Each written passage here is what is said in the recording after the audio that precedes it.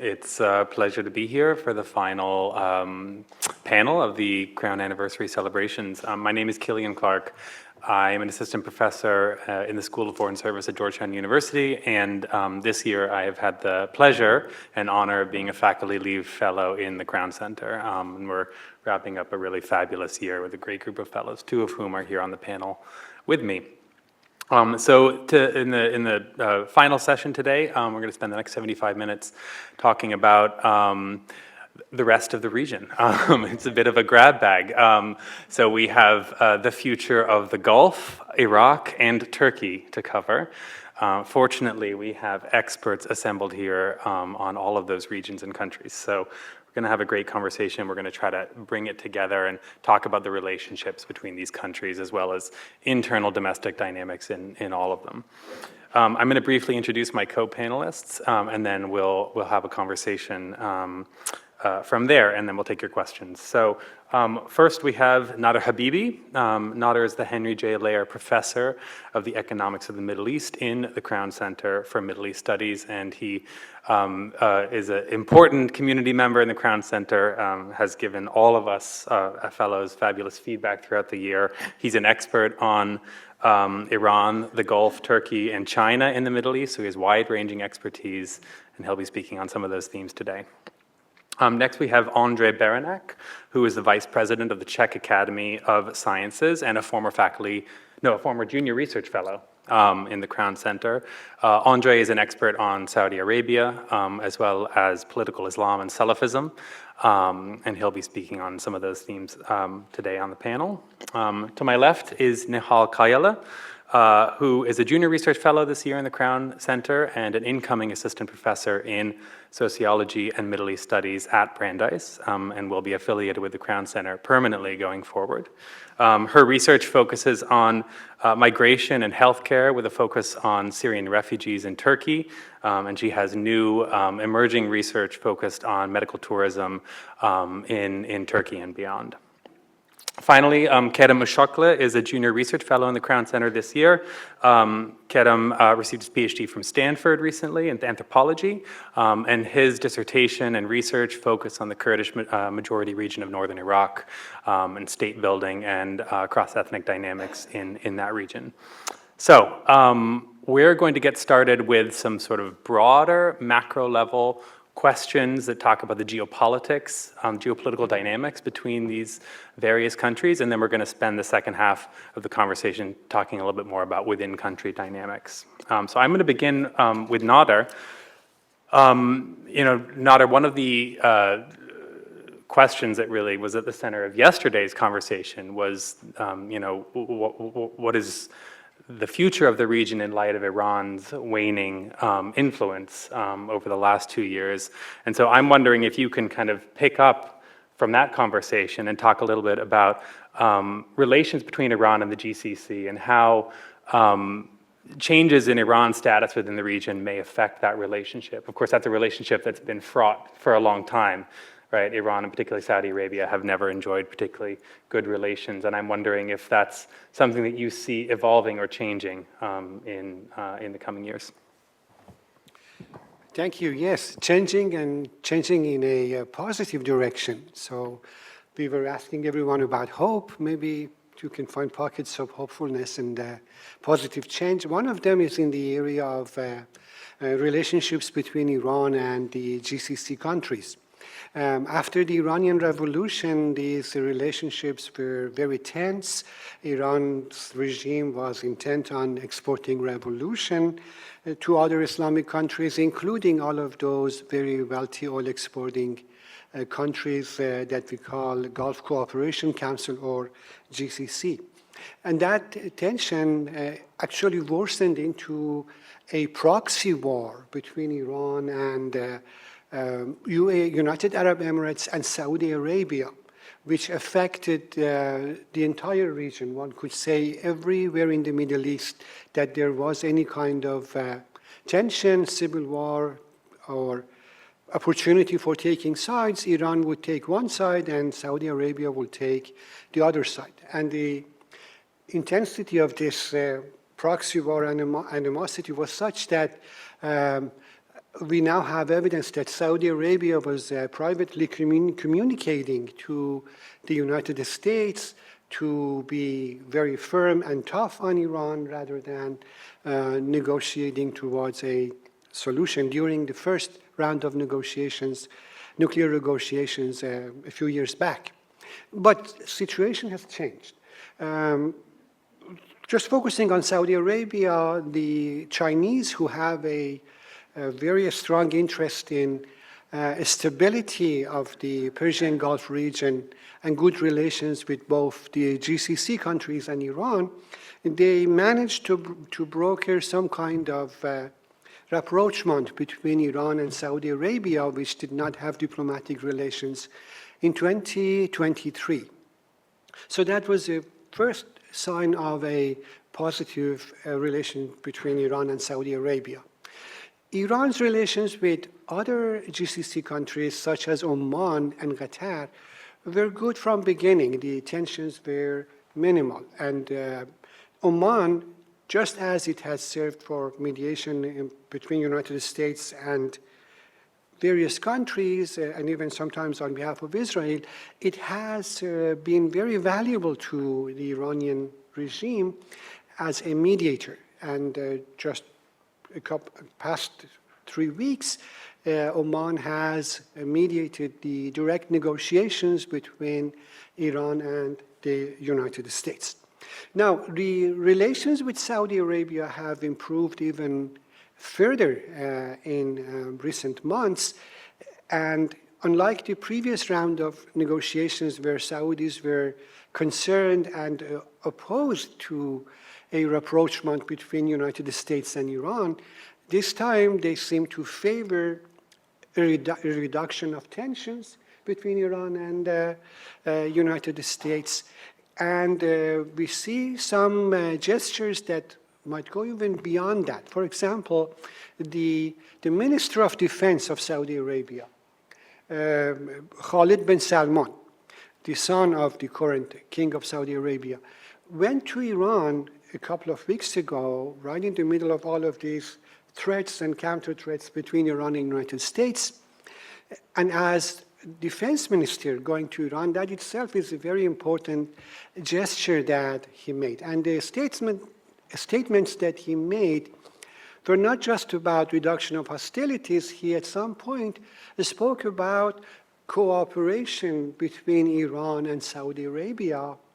And according to an Israeli newspaper, Ynet, he said cooperation against the Zionist entity, which is sort of radical for Saudi Arabia, given that they have also said they are open to the Abrahamic Accord. So since I have limited time, I don't want to take too much of it. Relations between GCC and Iran are improving. From Iran's point of view, the setback that Iran has suffered in the past 18 months since the October war has itself created a motivation to reduce its hostilities and try to sort of increase connectivity diplomatically, primarily, with the neighbors to the extent possible. So Iran also has an incentive to move in that direction. Thank you, Nader. You know, your comments focused a lot on Saudi Arabia, so I'm going to turn to Ondřej now because I'd like Ondřej to also speak to Saudi Arabia. But then I'd like to come back to you, so I'll plant this question with you now so you can think about it.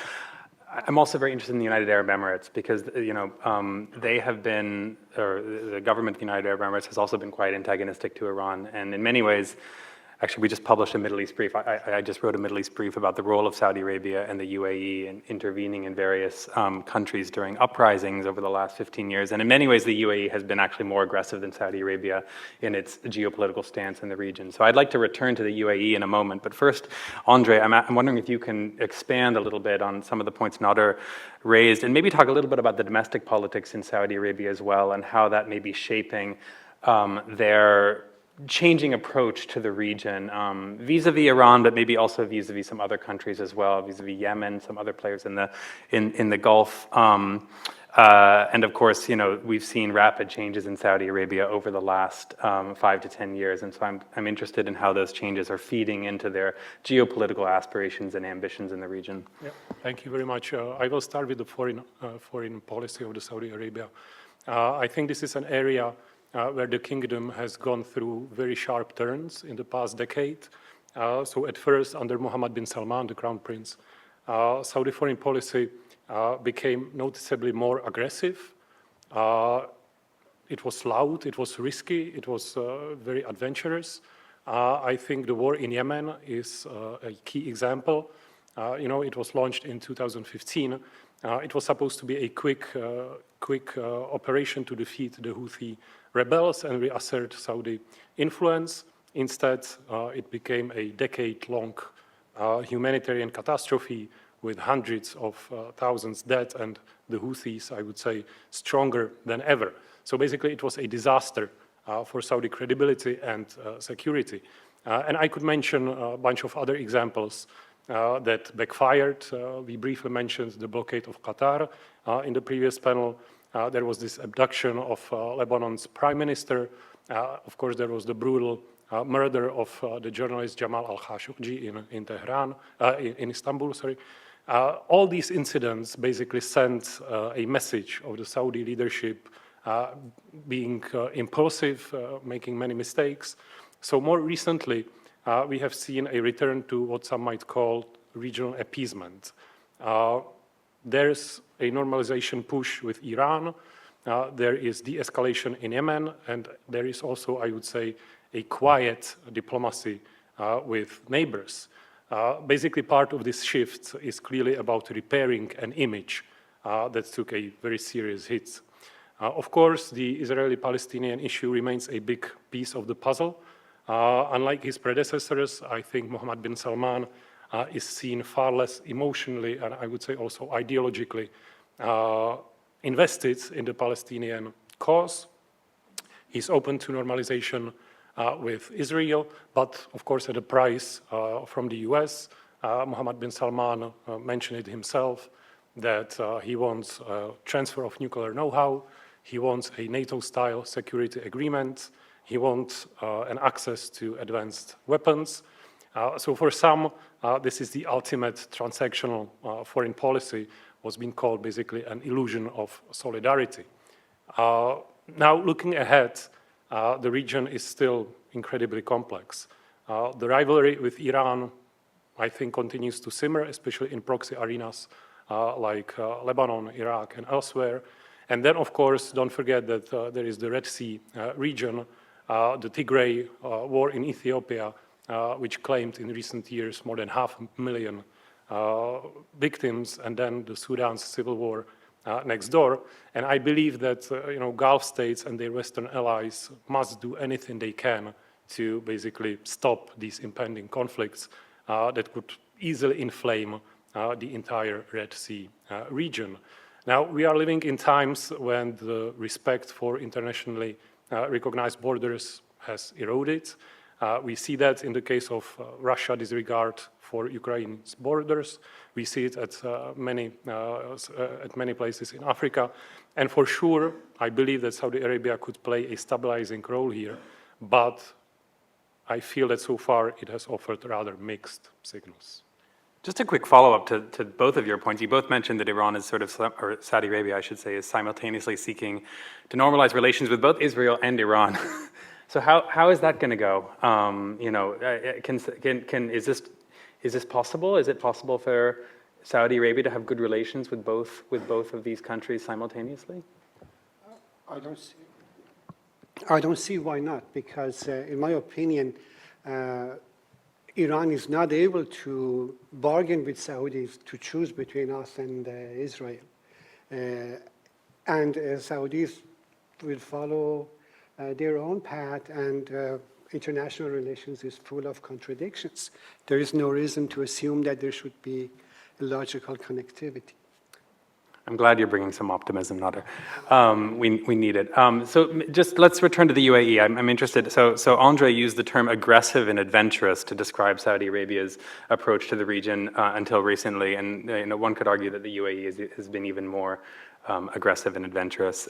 Do you see its trajectory similarly to that of Saudi Arabia, or will it break path? So the UAE relations with Iran is different. There are about 500,000 Iranians living in United Arab Emirates. United Arab Emirates is 7 emirates, and each one of them have their own domestic economic policies. They manage to coexist with each other. Iranians have good relations with the leaders of Dubai, the rulers of Dubai. If there is any tension, it's mostly with Abu Dhabi, the main ruling family that also manages the foreign policy of Iran. There is also a disagreement between Iran and United Arab Emirates over the 3 islands that are disputed in Persian Gulf, but that seems to be something that is not going to be resolved, but it hasn't prevented other aspects of their diplomatic relations to move forward. Keep in mind, UAE and Saudi Arabia also have competition and rivalry with each other. One of the reasons that the Yemen war has continued for such a long time and has dragged on, and perhaps the Houthis have been able to survive, is because after initial cooperation between Saudi Arabia and UAE decided to go its own way, and in a way there was factional feuding among various factions that were supported by them jointly, and that resulted in weakening of that group and ability of Houthis to survive and up until now. They're also competing for influence in Saudi Arabia, in Syria, in Sudan, in Libya they have competed. So that is going to go on as well. Great. Ondřej, do you want to add anything? Okay, let's bring Turkey into the mix because it's already not complicated enough already. So Nihal, let's speak a little bit about Turkey's evolving role in the region. I mean, arguably another major benefactor of Iran's waning influence has been Turkey, and folks have talked a lot about with Syria's regime change. Turkey is sort of on the cusp of becoming a major regional player. And so, based on your research and your expertise, how do you see Turkey's role in the region evolving in light of these recent events? Thanks, Killian. I will hold off a little bit on talking about Syria specifically, so I'll start with a more kind of bird's eye view of the situation. And I think one theme that's come up a lot in numerous panels has been a kind of shift from ideological approaches to the region to more pragmatic approaches to the region. And I think Turkey also falls squarely into that kind of camp. At least in its geopolitics. I think if you look at Turkey's domestic politics, perhaps you're seeing some decisions by the leadership by Erdogan that you might not categorize as pragmatic, like jailing his chief threat from the opposition. But I think if we do look at the geopolitics, there is a kind of pragmatic approach to the region. And what do I mean by this? Well, since the Arab Spring protests, Turkey has taken generally a more ideological approach. At least early on in the Arab Spring protests, Turkey was a supporter of political Islam in the region, and it was kind of backing Muslim Brotherhood factions or other kind of grassroots Islamist movements. And this ended up isolating Turkey somewhat geopolitically, because these types of movements are seen as a threat by the Gulf countries. And so as the conflict in the region continued to drag on, I think Turkey also saw that perhaps a more kind of pragmatic approach in which it would normalize relations with countries like Saudi Arabia and the UAE would serve its interests more in the longer term. And of course, the fall of Assad has kind of changed that situation a little bit. But there has been this normalization, and I think it's going to be really important in changing in what the region and what Syria will look like moving forward. Of course, in the end, Turkey's chief concern is still, I think, its economic crisis. It's really struggling. So a lot of what it's doing in its geopolitical realignments also, I think, are economically motivated. And so normalizing with Gulf countries also will serve, its economic interest to attract Gulf investment and to try to kind of do foreign policy with an economic thrust to it. Great, thank you. Let's also add Iraq to the conversation. So in thinking about particularly Turkey's relationship with the Gulf countries, Iraq is an important kind of intermediary player, right? Physically, it's located in between the Gulf and Turkey. And so, Kerem, I'm wondering if you can speak a little bit to, how Iraq's relationship with each of those players works, and particularly the role that Iraq can play in either being an inhibitor or a facilitator of greater integration between these two blocks of actors, Turkey and the Gulf. Thank you, Killian. So I can begin to explain, formulate an answer. And we've had a panel about Syria, but it seems that the question of Syria is so important, and Syria's future is so important for how the relations between these different countries play out. Now, Turkey has emerged as an important ally of the new Syrian government and is likely to shape Syria's future. So I'm wondering if we can talk a little bit about how Syria, as a sort of, as a nexus of different interests and powers, figures into the relations between these different countries. And so maybe Nihal, you can start. But how did Turkey's ambitions for Syria align with or clash with some of these other countries we've been talking about: Iraq, Saudi Arabia, the Gulf, etc.? Yeah, so the question of Syria for Turkey, it's not just a question of foreign policy, it's also very much a question of domestic politics. This is in regard to the Kurdish question, which is a question that is both an issue in Turkey and right across the border in Syria and in Iraq.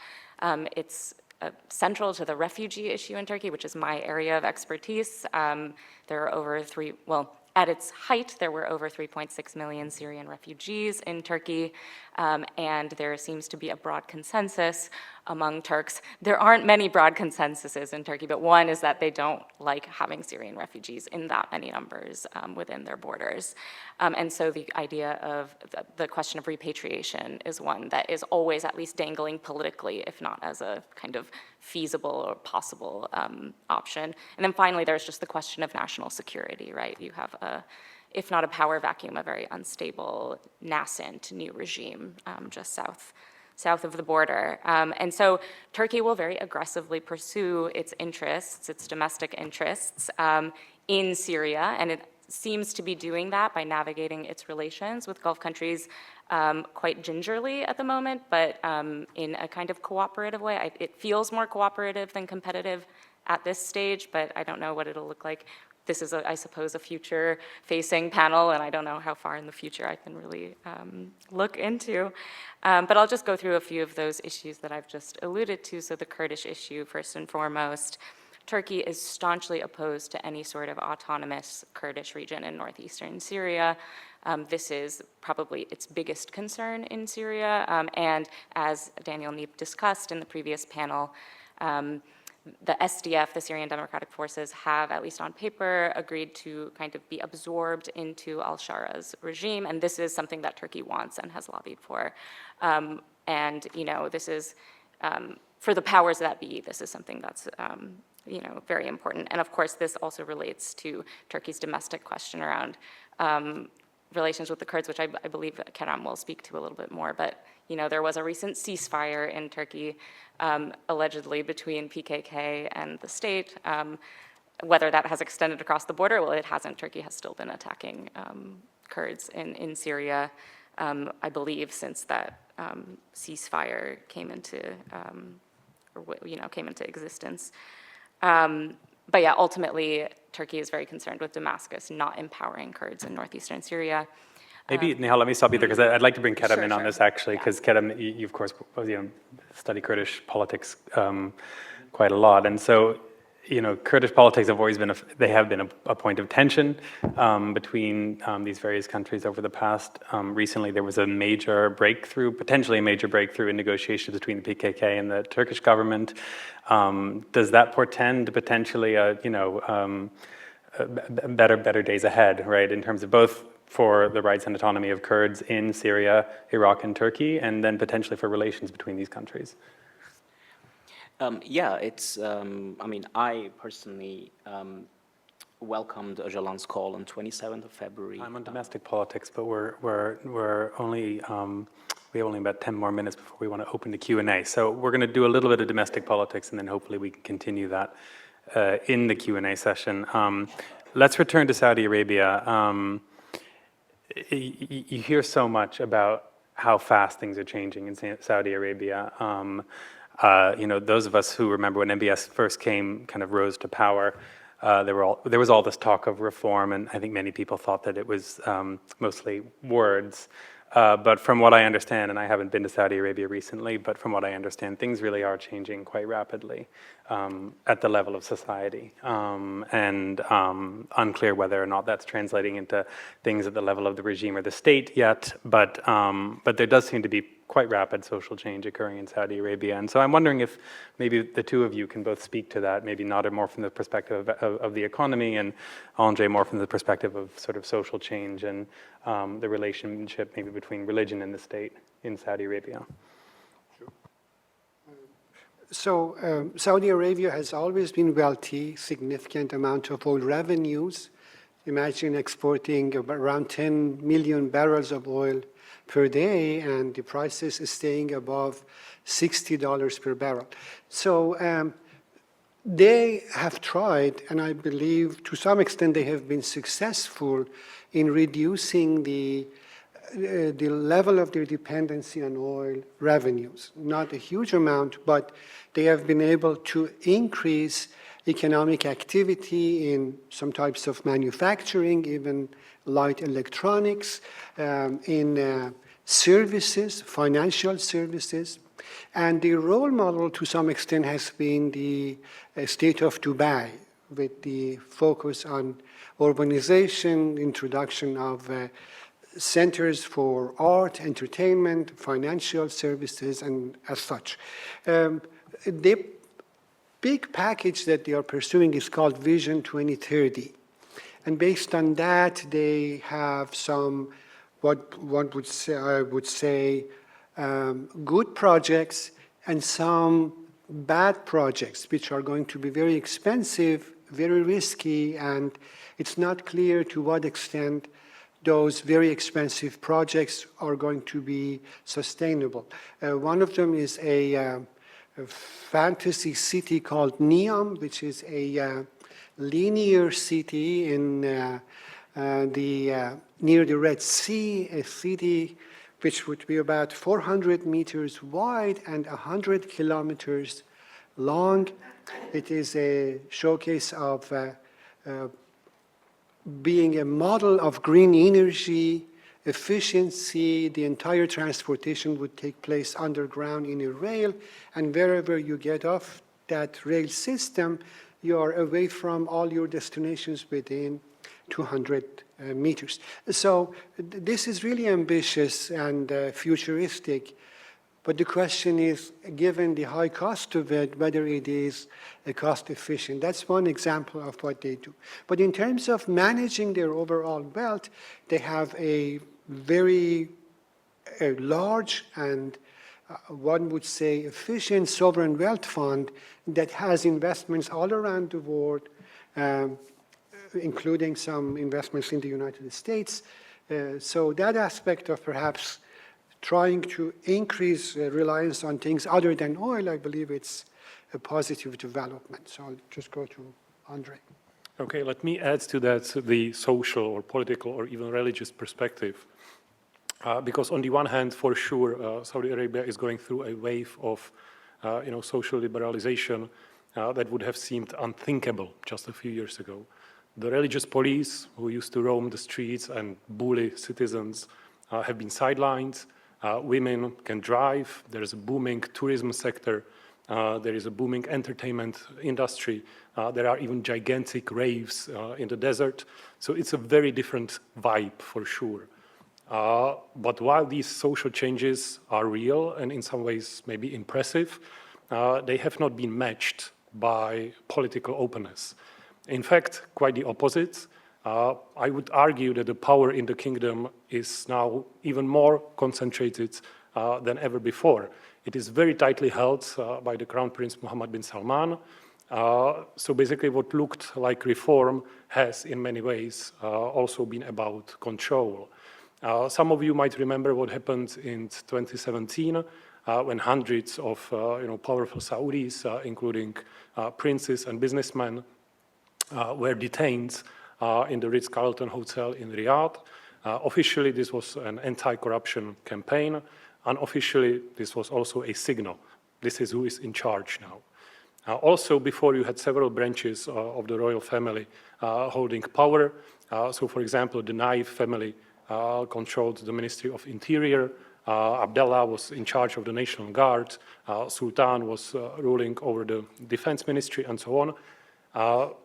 This is over. Now, as to this, Mohammed bin Salman's recent consolidation of control over the judiciary, which has become a very powerful instrument of state repression, and you get a pretty tightly controlled political system.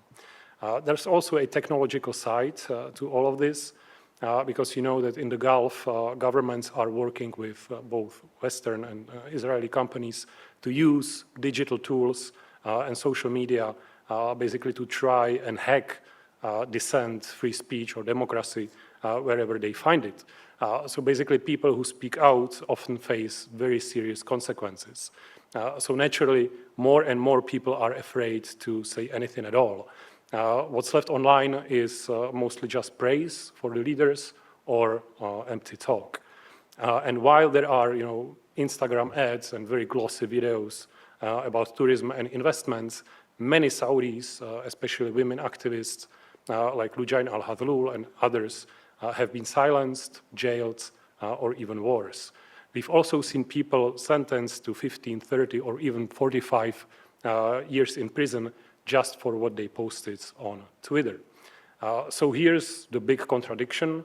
Saudi Arabia is changing fast, socially speaking, but politically it's becoming more repressive, and there is still very, very little space for expressing dissenting views. And now, if I may say a few words about religion, which is... Can I cut you off, actually, Please. Ondřej? Because we're talking about the tightening of political control and repression, and I think we also have to talk about that happening in Turkey as well, because it's also been a feature of Turkish politics over the last 10, 15 years, but also over the last 2 months. And so I want to also weigh in on how that's manifesting in Turkey, this kind of authoritarian upgrading, if you will, which is taking one form in Saudi Arabia and taking a very different form in Turkey.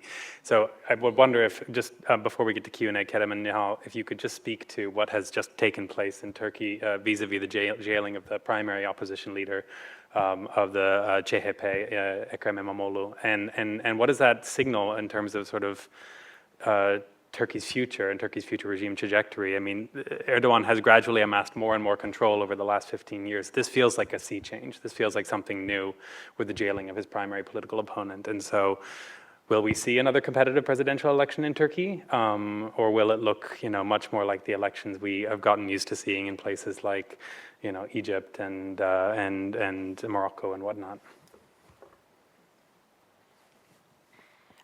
Yeah, so I think it definitely is a sea change. I think this step that Erdogan took to jail his chief opponent, a true threat, I think, to his power, which is not something that we've seen in a really long time.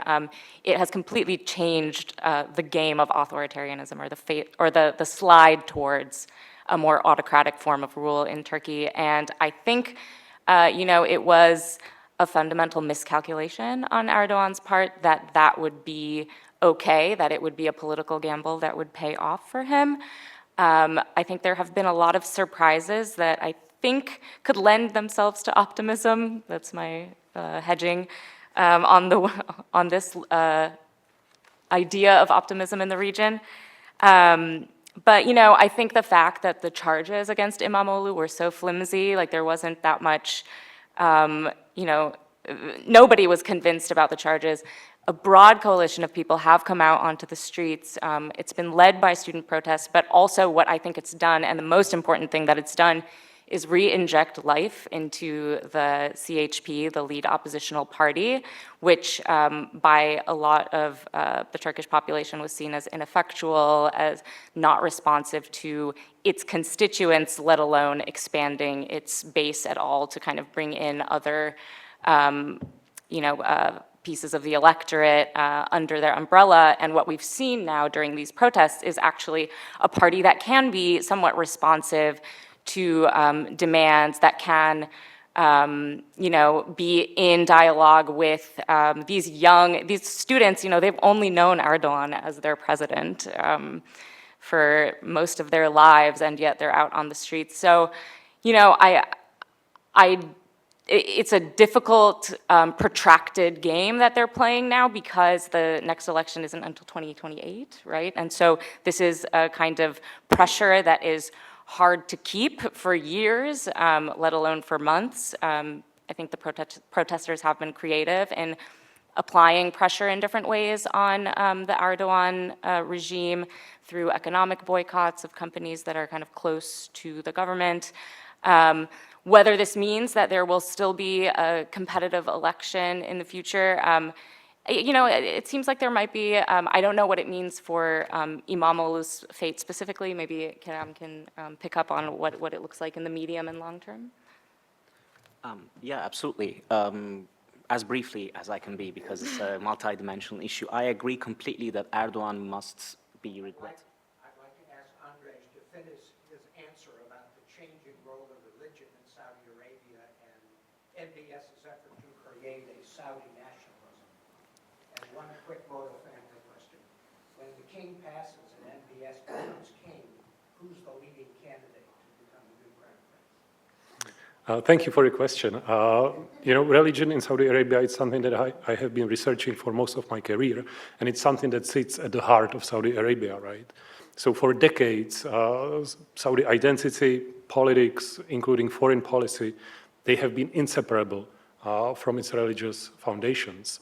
But today, things are shifting, and we see a total redefinition, not only of the role of religion that plays in the kingdom, but the very nature of the religion. Mohammed bin Salman has said he wants to promote a more moderate Islam, one that fits with social change, and international media, for the most part, took him at his word. But actually, very few paused to ask, how did we get there? Why were Saudis banned from these things in the first place? The truth is that for decades, the state itself was the engine of religious radicalization. Through various official programs, education, public discourse, the Wahhabi Salafi tradition was promoted not just as religious belief, but basically as a social control mechanism.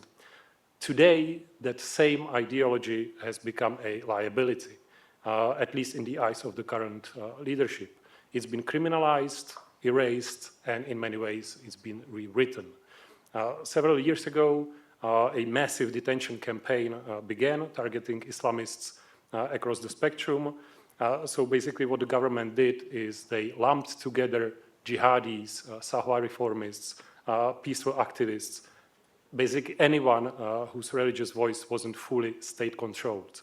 They all were branded as security threats. And to me, here's the irony, because basically by trying to stamp out Islamism through repression, the Saudi state may be walking a path that others have walked before. Think of Egypt or Syria. And we know how that went. Short-term control, long-term instability. Simply, violent fringe groups don't disappear. They mutate, they go underground, they become global. At the same time, the religious nationalism that once unified Saudis, the idea that their state was a continuation of Islam's grand tradition, this is being replaced with populist nationalism. For sure, this is a huge shift, but it leads to important questions. What happens to the generations raised on one vision of religion when the state tells them that vision was wrong? What happens to people whose faith is no longer sanctioned or is even criminalized? And the people who pose the greatest threat to that project, usually they are not radicals with guns. They are intellectuals with ideas. People whose discourse is not controlled by the state, and people who basically offer alternative ways of being Muslim or being Saudi. As for your second question, chances are that Mohammed bin Salman will be ruling the kingdom for the next 50 years. So I'm not sure that the question of the deputy king, the crown prince, is at the table right now. So we have to wait and see. Thank you, Ondřej. I'm glad we had a chance to hear the rest of your comments. Please. Thank you all so much. So earlier in Saudi Arabia's history, there were other moments of moderation, and those were scaled back, especially after '79. You've mentioned some of the ways that Saudi Arabia is clamping down on religious dissent, I guess. Are they doing a, I guess the word is sufficient job to prevent another takeover of Mecca in response to the religious moderation? For many decades, I believe that Saudi Arabia needs to moderate its religious discourse. But I don't believe it can be done through repression, because what it creates is another violent groups.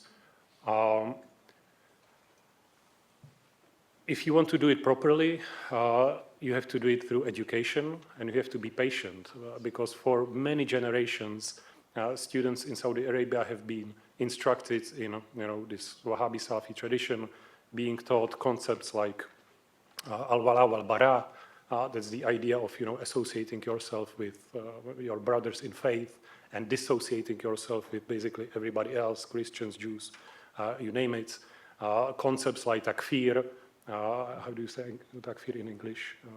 The act of calling someone unbeliever, not only individuals but the whole systems. You can have a takfir of democracy.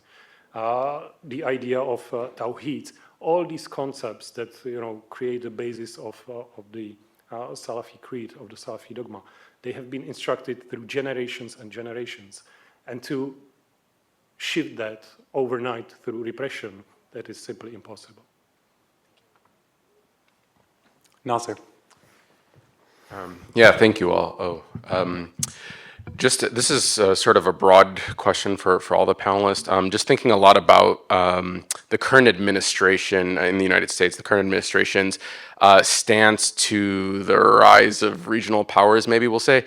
Given the sort of developing role of China and Russia in their relationships with Saudi in particular, but other actors in the Gulf, as well as around the region. What can we expect? I mean, sort of some of their efforts related to really strengthening their economic relationships with the Gulf countries, as well as thinking through, the sort of Shanghai cooperation work that they're leading. How do we now understand whether the United States is going to try to insert itself to limit some of those efforts, or whether it will step back and permit some of those relationships to flourish? Thank you. Can I? Nader, please. Yeah, why don't you? Sure. So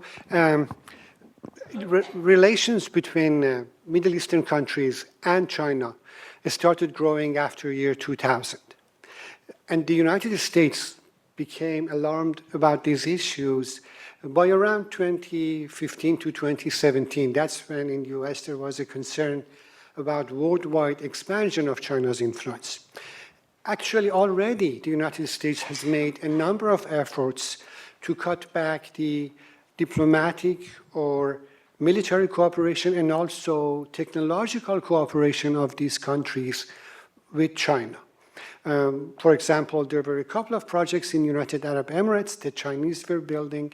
The US warned the government of United Arab Emirates that since we have military and technology cooperation, if these projects are completed, the Chinese might be able to steal some kind of defense secrets of the United States. Despite these warnings, what we notice is that many countries are trying to maintain a balance between the US and China. Those who are dependent on US for security reasons, such as the GCC countries, are more sensitive. They're not cutting back relations with China, but they are trying to make sure a balance is maintained. Some that are less dependent on United States are willing to go further to expand their relations. China itself is not worried about the US military domination of the region. It's actually happy because it provides security for the flow of oil to China.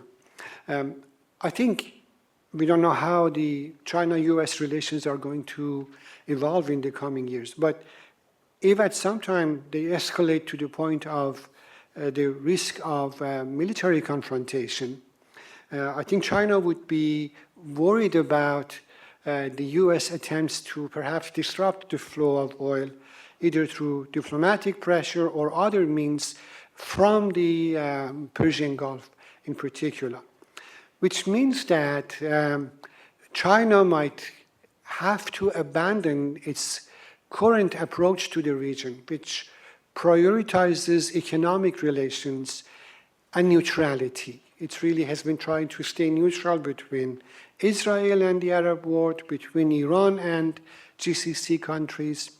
If it realizes that US can pose a threat to its economic lifeline from the region, we might see China trying to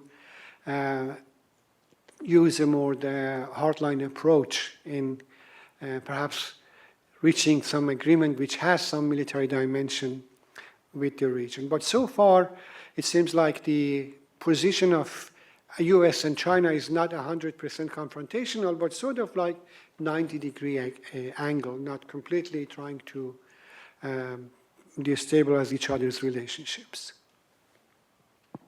If I may add something to that, I think the cooperation between China and the Gulf is still at very early stages. I also think that both sides, Chinese and the Gulf, tends to exaggerate the depth of their relationship.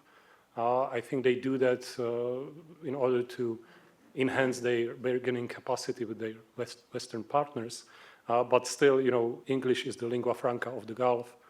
Western movies or Western cultural production still dominates the region. If Saudi students or students from the Gulf want to go abroad to study, it's usually to United States, not to China. So I would be careful with exaggerating the role of Chinese, but still it's something to keep an eye on for sure. May I point? Are we allowed to disagree?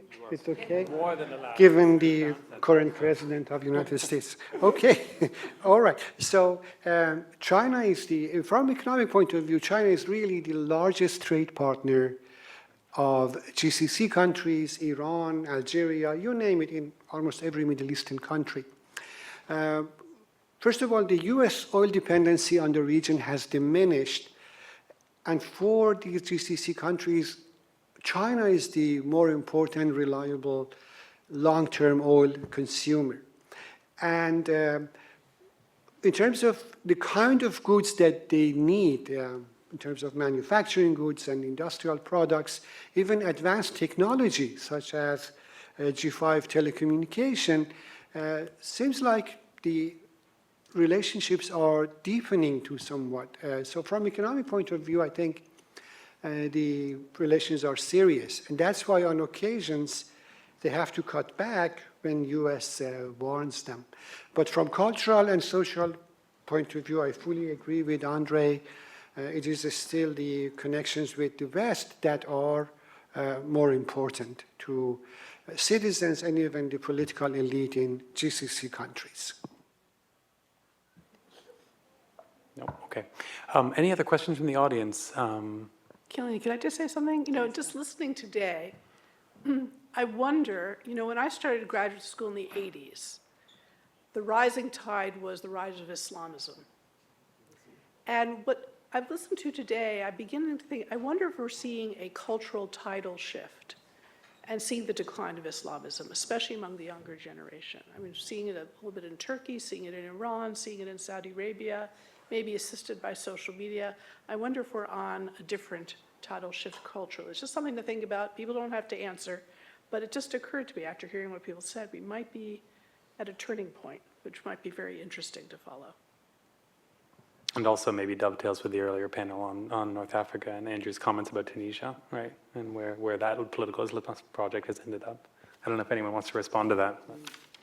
Yes, in terms of shifting attitudes towards religion, I think the world value surveys that are conducted in Arab countries, in Iran, to the extent that we can consider them reliable, indicate that there is a reduction in religiosity, an increase in sense of secularism and materialism that we see in all countries. In Turkey, various surveys have shown that. In Iran, it's tangible for people who visit or even interact, and also in the Arab world. So in terms of middle class, and that's partly a product of internet connectivity, what you can see from rest of the world, stuff like that. Yep. Do you guys think this applies to Turkey?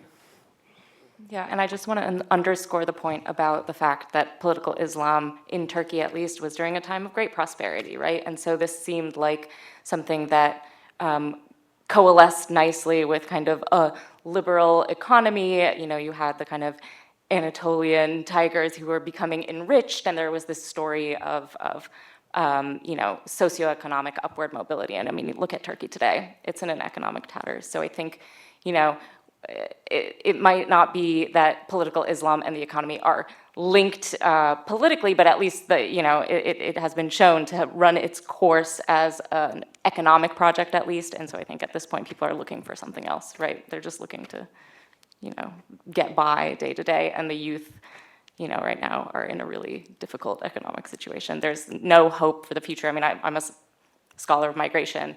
The amount of emigration from Turkey right now among the youth is, you know, it crosses socioeconomic boundaries. It's all sorts of immigration, whether it's, you know, looking to Germany or, you know, coming to the US and crossing the border illegally from Mexico into the US into Canada. Like, people are just trying to get out because the situation is so dire.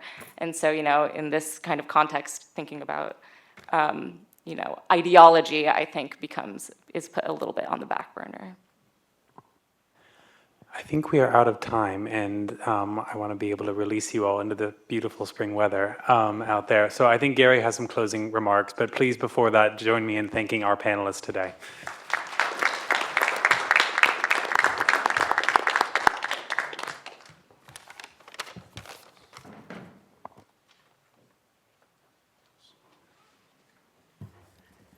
So that brings our proceedings to an end. Like Killian, I don't want to deny everybody an opportunity to enjoy this fabulous weather. I think we've had 3 great panels on challenges and opportunities in the Middle East. I want to thank the moderators and the speakers on the panel for sophisticated, nuanced, complex, deeply knowledgeable presentations.